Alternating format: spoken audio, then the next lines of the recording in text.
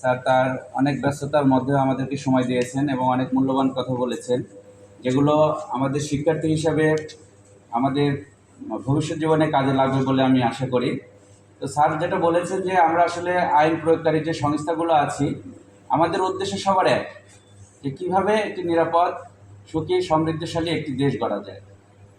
তো শিক্ষার্থীদের ক্ষেত্রে আমাদের দুর্নীতি দমন কমিশনের যে কার্যক্রম, আমাদের 2004 সনের যে আইনটি আছে এর মধ্যে 17 ধারায় যে কার্যপরিধি আছে, এর মধ্যে 11টি যে কাজের কথা বলা আছে, এর মধ্যে 6টি কাজ হচ্ছে প্রতিরোধমূলক কাজে। বোঝা যাচ্ছে যে আসলে প্রতিরোধকে কতটুকু গুরুত্ব দেওয়া হয়েছে, যে কোনো কিছু দুর্নীতি ঘটে যাওয়ার পরে সে বিষয়ে তদন্ত অনুসন্ধান করে চার্জশিট দাখিল করে সেখান থেকে রেজাল্ট পাওয়ার চাইতে সেটা যদি আমরা ঘটার আগেই যদি প্রতিরোধ করতে পারি, সেটার আরও ফ্রুটফুল ইয়েটা পাওয়া যায়, রেজাল্ট পাওয়া যায়। তো সেই লক্ষ্যে কিন্তু এই যে দুর্নীতি বিরোধী যে রচনা প্রতিযোগিতা, চিত্রাঙ্কন প্রতিযোগিতা, বিতর্ক প্রতিযোগিতা, এগুলোর আয়োজন করা হচ্ছে আসলে শিক্ষার্থীদের মধ্যে একটা কি দুর্নীতি বিরোধী মনোভাব সৃষ্টির একটি লক্ষ্যে, এবং তারা যেন এগুলো কি নিজের মধ্যে চর্চা করতে পারে এবং তাদের দৈনন্দিন জীবনে সেগুলো পালন করতে পারে। আসলে আমি এর আগেও গত অনুষ্ঠানে আমি বলেছি, আসলে তর্ক আর বিতর্কের মধ্যে একটু পার্থক্য আছে। তর্ক মানে আমরা জানি যে ঝগড়ার মতো, কিন্তু এই বিতর্কর কথাটা যেটা বলা হয়েছে যে নির্দিষ্ট বিষয়ের উপর আমরা কি একটা তথ্য উপাত্ত দিয়ে আমরা কি করব, একটা সিদ্ধান্তে বসবো যে কোনটা সঠিক আর কোনটা ব্যাঠিক, তাই কি না? তো এই ধরনের চর্চা কি করবে, আমাদেরকে সঠিক সিদ্ধান্তে নিতে সহায়তা করবে। আমাদের ডিসি মহোদয় বলেছে যে আসলে আমরা 100 কোটি টাকার কাজ কেন 500 কোটি টাকা দিয়ে করব, কিন্তু আসলে 100 কোটি টাকার কাজ 500 কোটি টাকা দিয়ে হচ্ছে কিনা এটাও তাকে বুঝতে হবে, সেই বোধ শক্তি তো অর্জন করতে হবে।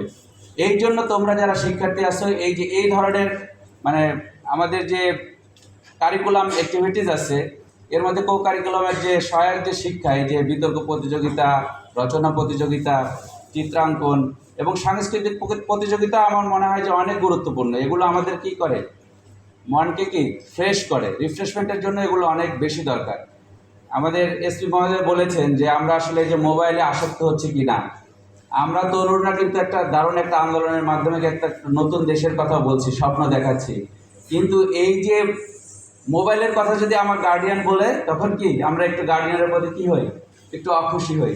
সেটা কিন্তু হওয়া যাবে না। সবসময় কি চিন্তা করতে হবে যে আমি আমার অন্যায় যেটা করছি সেটার কি পক্ষে, নাকি আমার অন্যায়ের বিষয়কে আমি না বলতে পারছি কি না, এইটা কিন্তু বড় বিষয়। না বলতে শিখতে হবে। কেউ কোনো অন্যায় আবদার করলে না বলতে যদি না শিখি, আমরা কিন্তু সকল অন্যায়কে মেনে নিতে শিখতে শিখতে একসময় কী হব, দুর্নীতিতে কী হব, আকুণ্ঠ নিমজ্জিত হব।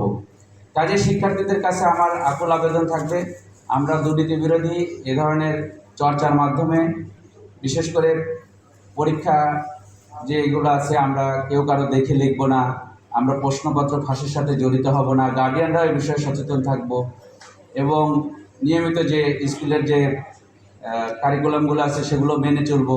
এবং এর মাধ্যমে কি হবে, সততা নিষ্ঠার মাধ্যমে, এই চর্চার মাধ্যমে আমরা একটা ভবিষ্যৎ সুন্দর একটি দেশ গড়ার আশা করতে পারি। যাই হোক, স্যারের খুব ব্যস্ততার মধ্যে আমাদের সময় দিয়েছেন। আমরা একটা ডে লং একটা প্রোগ্রাম করবো আজকে, অনেক সুন্দর প্রোগ্রাম হবে। আমি আসলে স্যারকে আসলে অনুরোধ করতে পারছি না স্যারের ব্যস্ততার কারণে। আসলে 2টা ডিস্ট্রিক্ট এখানে আসছে, আমি শুধু মাদারীপুরের প্রোগ্রামগুলো দেখেছি, এত চমৎকার তাদের উপস্থাপনা, বিতর্ক থেকে শুরু করে সবগুলো। এগুলো যদি স্যারের সময় থাকতো, যদি এর মাঝেও স্যারের সময় করতে পারে, এক সময় এসে আমার মনে হয় আমাদের যে কম্পিটিশন হবে এটা স্যার উপভোগ করতে পারবে, সেই আশা ব্যক্ত করে আমি আমার বক্তব্য শেষ করছি। ধন্যবাদ সবাইকে। আসসালামু আলাইকুম।